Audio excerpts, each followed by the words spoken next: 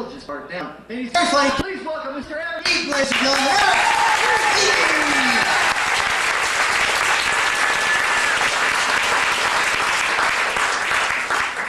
Thank you. I sincerely appreciate that, because it's been a long, hard road getting to where I am this evening. I'm not embarrassed to say that I began as a welfare comedian, living on the streets. Let me tell you, the competition among the indigent is brutal. I mean, these folks rate each other's dumpster dives. It's ugly. But I mean, you have to work out your niche. You have to find your niche among the other nomads. The artists and craftsmen vending their wares. The street musicians, of course. The professional panhandlers, insurance salesmen. You know the type. I finally teamed up with a homeless percussionist who agreed to do rim shots for me. Worked out pretty nice. So I'd plop my hat down on the ground and, fish out my last $3. It's seed money, of course, and pick out a likely-looking victim, a benefactor. Excuse me, sir? Sir? Yes, you. Excuse me. Have you heard the one about the homeless comic? Well. Hey, come back here with my hat. It was rough, but I'm doing better now. I'm moving up. I now live in a gated barrio. It's a beautiful stucco retaining wall around a really ugly trailer park. But it's home. I can't afford satellite television yet, but I do have cable radio.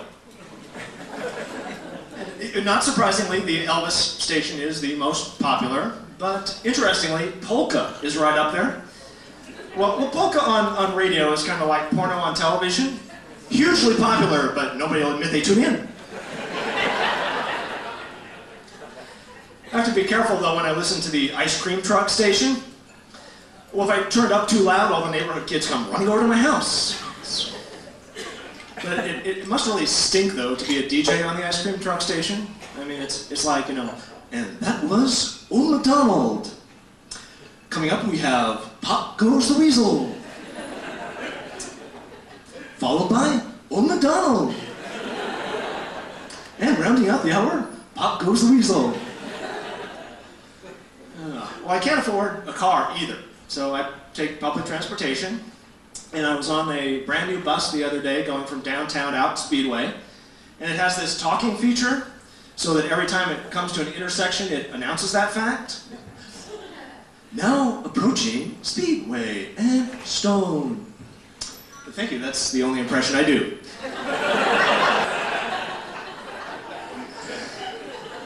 So, very next intersection we hear, now approaching Speedway and Harrison. And I'm thinking, okay, we must be approaching the speed of light. That's about how fast you'd have to be going to get that much ground covered so quickly.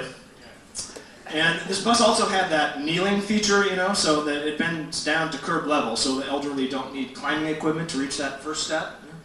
Wait a minute, I'll get my grappling hook. And, well, naturally, the bus breaks down right in the middle of this maneuver. And the voice comes on again. Help, help, I've knelt and I can't get up.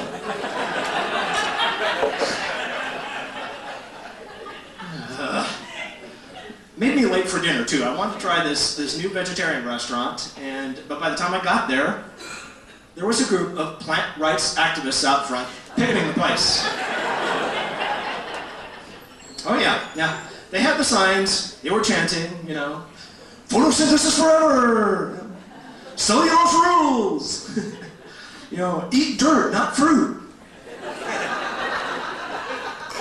Tofu is taboo, tofu is taboo. They had the Jolly Green Giant hung in effigy. It was just a really ugly scene. So I went to Burger King. Real strong commitment to vegetarianism, don't you think? And then I run into my ex-stalker. No, it's okay. It's okay. We have an understanding.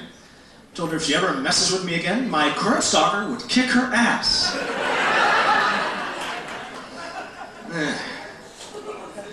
Actually, I kind of like having a stalker. It's like a status symbol that says, I'm important. I'm attractive. I'm in demand. Having a stalker says, I have issues. Well, what can I say? I need the ego boost. I mean, Lord knows my career's in the toilet. I'm working as a temporary worker, and I'm not alone in that profession. As a matter of fact, it's such an epidemic, it's been labeled a medical condition. My physician handed me a list of symptoms he uses to diagnose whether you're a temporary worker. Yeah, like, for example, if you're climbing under the corporate ladder, if your employment history has ever been featured on Unsolved Mysteries, if you take 3 tax exemptions for me, myself, and I, you figure, hell, I do the work of 3 people, might as well make it pay.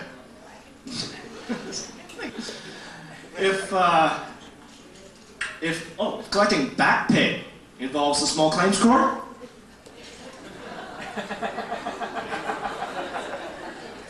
if you think Dilbert cartoons are still too sympathetic to management, you're probably a temporary worker. If interns rank higher in seniority than you do,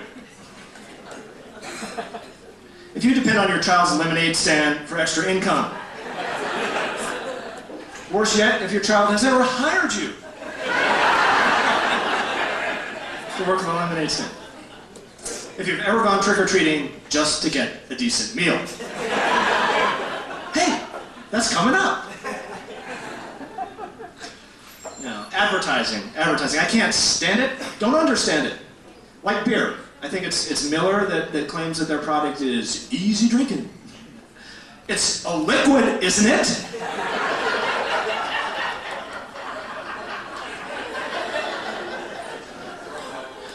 Don't get much easier drinking than that. Idiots. Try drinking one of them solid beers. And I'm watching this commercial for that drug Advantia, where it's a prescription, so they have to list all the side effects, and they say, I'm not making this up, could lead to or worsen heart failure. Exactly how do you worsen heart failure?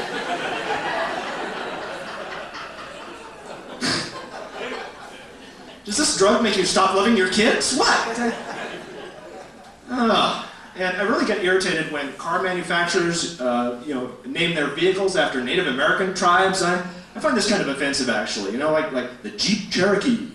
Like the fragile prairie is so much better off after a Jeep runs over it. Well, how would we like it if the moccasin were on the other foot? Could you get it? Could you get excited about driving the Lakota Sioux Custer? I don't think so. Or the Winnebagos. Did you know they're a tribe? I'm serious. Honest Injun. But what possible relationship do they have to a recreational vehicle? I can just hear Tonto now. Look, Kimosabi, teepees on the wheels. Must be the Winnebagos. But hey, crass commercialism is everywhere. Even our schools aren't exempt. Nothing is sacred. It's only going to be a matter of time before we go to a ball game and hear the announcer saying, ladies and gentlemen, welcome to Safeway Stadium, home of the fighting footwear of Nike High. Tonight's opponent are our rival, the Reebok Academy. And it's going to trickle down to the classroom. They won't take attendance, they'll take inventory. Is Timmy here? We need to order more Timmys. And your kid's class schedule will read something like, biology.com, followed by Bank One Personal Finance, Black & Decker Woodshop. Papermate will be the official pen of detention. Billy, put away that big pen this instant. We could lose all our endorsement dollars. Do you want that?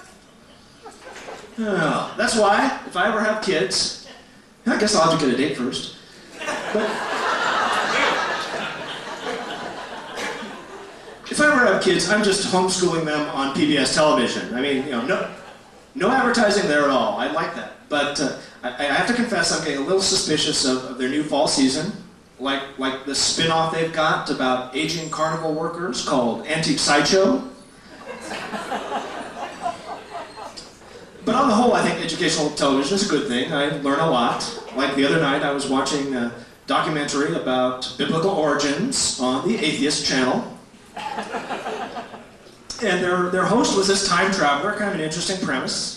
So he gets in his contraption and goes back to, 0 BC.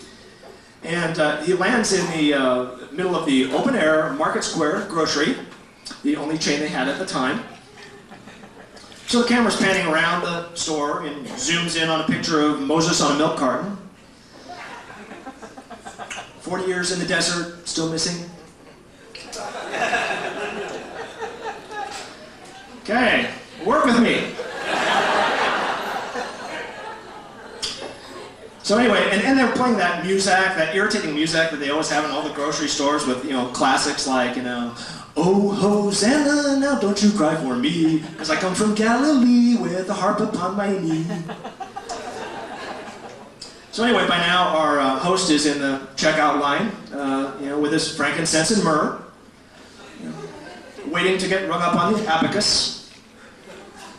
And they have these racks of stone tablets just screaming headlines like, Virgin gives birth to God's love child. Psychic tells Noah of the impending flood. Who knew? So apparently the tabloids of yesterday are the Bibles of today, which is really scary because that means at some point our great-great-grandchildren will hear, in the context of a sermon, and down came St. Elvis in that glorious beam of light from the spaceship. Amen! I'm Eric Eaton. Thank you very much.